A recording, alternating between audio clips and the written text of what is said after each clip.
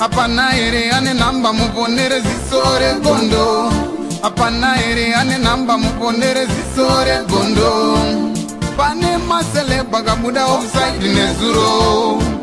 Pane masele bagabuda offside nezuro. Ezi noi now. Peshona kwete chindau. Zichiverengwa naye wenye skimba nofumura noitama. Team yangu ndi mukuita si kazotseka zvakare zvikupisa na skimbo yawo kazvikupisa chope team yangu pasata pinda pa zvikupisa vanasi kama kubayo pa subscribe so that amusare pa vese na chitika zvikupisa pasere gondo TV anditi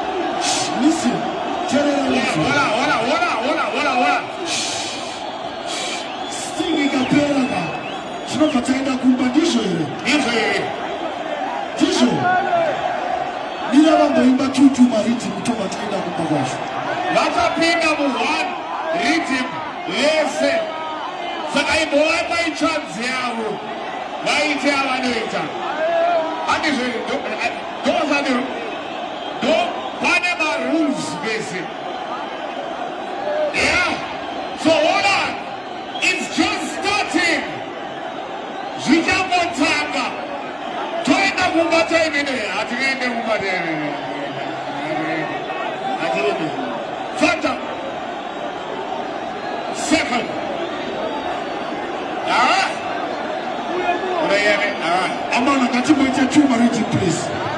Teacher, sumu za riti mlango yetu. Yo.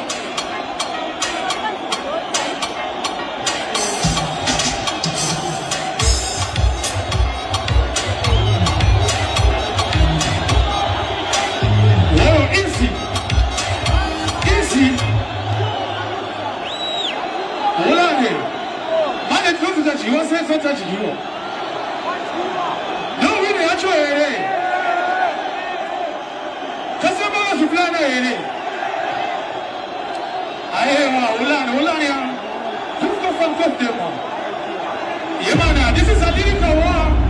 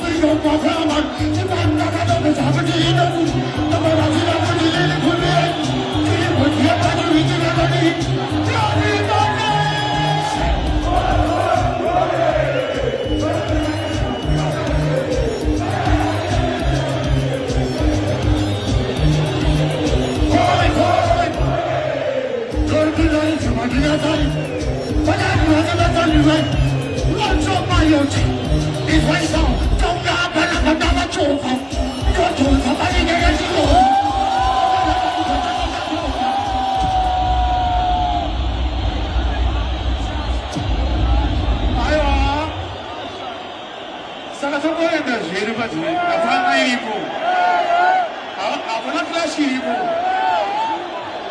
chekufika pakodzero